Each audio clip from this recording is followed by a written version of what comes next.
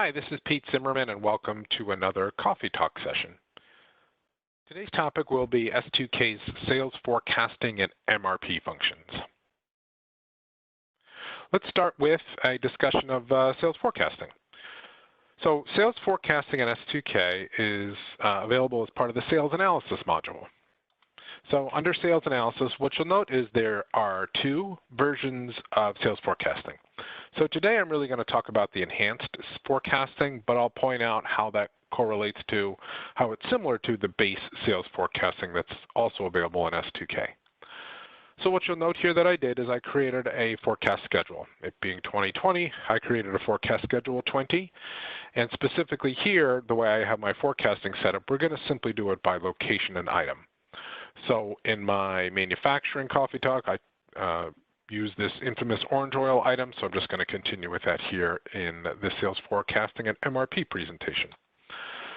So what I did was I just manually created a sales forecast for a quantity of 100 of this finished item, orange oil, okay, from March of 2020 all the way through 2021.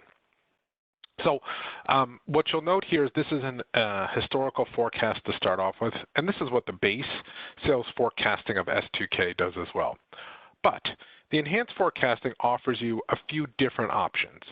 That would include the least squares, linear regression, simple exponential smoothing, and Holt-Winters methods.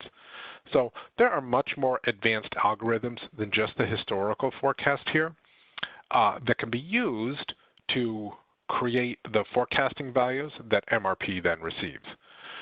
So we'll start with historical forecast here, quantity of 100 per month, and I'll just walk you through what happens from here and how this gets posted to the material requirements planning application, and then in turn how MRP will react to that. So MRP is the cool acronym. The full name is Material Requirements Planning, so we'll drill into that module a little bit now. So to start off with, on the MRP side, there is a suggestion creation function that needs to take place.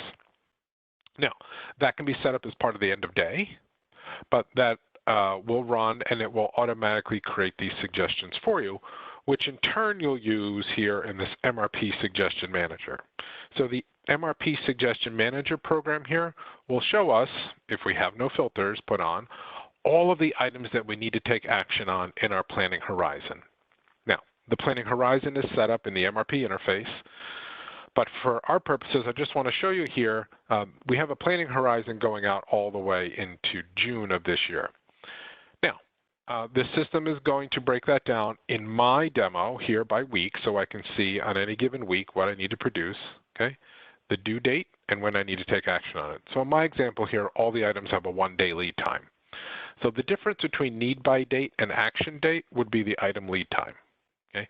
Now, that can be populated in a few different ways, including manually loaded into the item balance file, or if you're using the routing steps, it can be dynamically calculated for you. So what you'll see here is the system will tell me what I have on hand, the quantity available, what quantity is on open order, whether that be purchase order or manufacturing order, and a suggested quantity. So I wanted to start with this to give you a broad view, but as we go back to the Suggestion Manager, maybe just want to look at what's due today. So if I go ahead and look at that, I'm going to get a very different view. So I'm going to see items that are manufactured, items that are purchased, and these E's here are expedites, meaning my suggestion needs to be brought in sooner. So it's from here that I want to highlight the orange oil item. So we're going to drill into this some more so I can explain in some more detail the capabilities of MRP and what it will do for you. So as I select the orange oil item now, the system's going to tell me what's on hand, any open MOs that we have existing, the MRP suggestions, what the requirements are here, okay, pending a forecast and then the end balance here. So I want to go back and drill into the requirements a little bit, because the requirements, as you're going to see here in my example, are strictly from customer orders. But there are two types of customer orders that are driving this demand, a regular order and a future order. So as future order demand is recognized here, that will also be loaded into the MRP application. So an important point is this will be populated for you every day, both with dependent demand, so where an item is used as a kit, as well as the independent demand, meaning I have a direct customer order requiring these items. Okay, as I continue on here, though, you'll see this pending. So if you're an existing S2K customer on a prior release, this will be a new feature for you.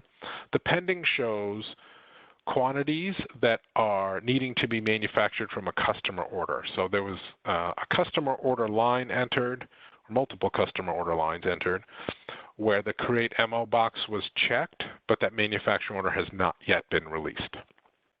So that's what we mean by pending here.